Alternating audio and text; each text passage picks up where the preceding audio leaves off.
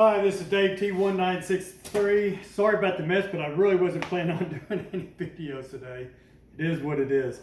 But I had a ton of questions about this bow blind and how I make that. So I'm not going to make another one, but I'll go over exactly how I did it. This is nothing more than a carbon arrow. I don't know if you can see that with a fill point in it. Okay? And what I did was I took a piece of wire. I think I actually used a wire clothes hanger. Can't really remember, but it's a pretty stiff wire, and I bent it into the frame that I wanted. Okay? Then I bent little 90 hooks in it, and I drilled a hole into the shaft of the carbon arrow, and I filled that with epoxy, 5-minute epoxy, and then I snapped that into place on both sides, the top and the bottom. So basically what you have is a carbon arrow shaft with a wire that makes the frame. Then I took nothing but this little netting material and I stitched it to that frame. And then it's just a matter of tying on Ghillie material like there's all kinds of YouTube videos that show how to tie on strings and stuff. And you can do whatever you want with this. Me personally, if I was to do this again, I don't think I would put the leaves on here. I would just put some of I think this is called raffetta or something like that, in the string and stuff. And I would just put a little bit on here, just enough to where it covers it. And then what I would do is the day of the hunt, I would get some natural material and I would take, and with this netting, you can take little zip ties and poke it right through and poke it through again and zip tie that natural material to this. But how this works is, on your bow you have a quiver, and this fill point goes up into your quiver just like it normally would, and then this bottom snaps onto the arrow bracket. Let's see if I can do this one-handed. Just like that. Okay? So when you're walking, you can fold it flat, and then when you're ready to hunt, it folds out. Okay? That's all there is to this. It's very simple. Now, I personally don't carry this on my bow. I put this in my pack and then I pull it out and use it when I'm ready to hunt. Another thing I like about this is when I'm sitting on the wall drops, I can lean my bow against my leg, and now I can rest this against my leg, and it holds my bow up with the arrow facing the way I'm going to shoot, ready to shoot.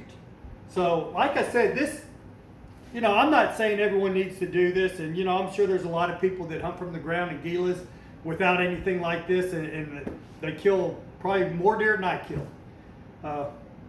But I shoot traditional archery, and I'm a shooter that I'll hold for a second or two, but I don't like to hold long. I get aimed and draw back, and when I'm on anchor, I let go. And I don't like shooting past 25 yards would be about my absolute max. I prefer shots between 12 and 17, 18 yards is where I really like them. I would say the vast majority of the deer I've shot from the ground have been 12 to 15, 16 yards, okay? So these deer are up close, and when you're trying to draw your bow, it's very difficult when that animal's already visible and can see you. In my experience, they used to pick up that movement even when I had a full Ghillie suit and everything on. But with this on my bow, because I'm holding my bow like this, it's right in line with where my drawing arm is. I'm drawing my arm right now. Actually, I can't my bow, so it'd be more like this. So there is very little movement that they're going to be able to detect out in front of me. This hides that movement. That's the only reason why I use it. And like I said, you can tailor this with the different yarns to match the environment that you hunt in, or to match your Ghillie suit or whatever. But really, I don't know that it's as much the coloration and stuff like that as it's just the materials don't produce a lot of sheen, reflective light. They tend to absorb, they create natural shadow patterns because all this is sticking out at different directions. I just think it just appears more natural to them than regular camouflage. You probably could take something like Cypher camouflage and just put it on there and it would hide your movement, but I don't know, there's something about this blending in with the environment, the way Ghillie suits do, that to me, it's just harder for the animals to really decipher what it is they're looking at. I think they almost want to try to look through you like they would a weed, or a small bush or something. They're trying to see through it. So I don't know. I just know for me, this one tool has really helped me hide that movement I have to make as a traditional archer when an animal's up close. Now, if you're shooting a compound and you're hunting thick stuff, obviously the way to do that then would be wait for their head to be behind something, draw, and then wait for them to clear that object and shoot. It makes perfect sense, and that's what I would be doing if I had an 80% let off on my bow, but I don't.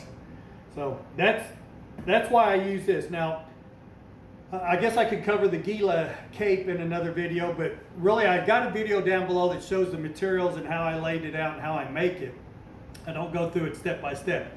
What's important about the Ghillie cape is once you put that on your head, you can pull that up over your shoulders. I especially put it on heavy on my right arm because that's my drawing arm, okay? But by that sticking up over your head and then coming down like this, it breaks up that outline of the head, shoulders. And to me, that is what has worked the best as far as hunting from the ground. You know, I don't really know that it's the Ghillie material as much as it's breaking up that outline, and they really have a hard time figuring out what the heck they're looking at. Sometimes I think they know I'm there, but they don't identify me as a human or a threat. You know, maybe they think it's a bush or somebody, wind knocked down a tree. Who knows what they think, but they'll notice it and they'll kind of give me the head bob and stuff. But if I do my part and stay calm, cool, and collected, and my breathing don't give me away from a racing heart, they typically ignore me after a few minutes. Occasionally, a deer will not like what they're seeing, especially these older mature bucks, and they'll either wander off or they'll circle behind you and get your wind. If they go down behind you and get your wind, I mean, the game's over. But anyway, that's all I'm going to cover in this video. If you have any more questions specifically about this bow blind, give me a shout. Hopefully you can see the materials. You know, I don't have a cameraman, so I'm kind of taking it that this is zooming in and stuff and getting it right, but that's all there is to it. Hangs on your quiver, just like that. This is how it would look for you if you were holding the bow, and then when you're hunting, you just flip that out like that, and it covers your drawing arm. All right, any questions? Post them below. Dave Key 1963 out.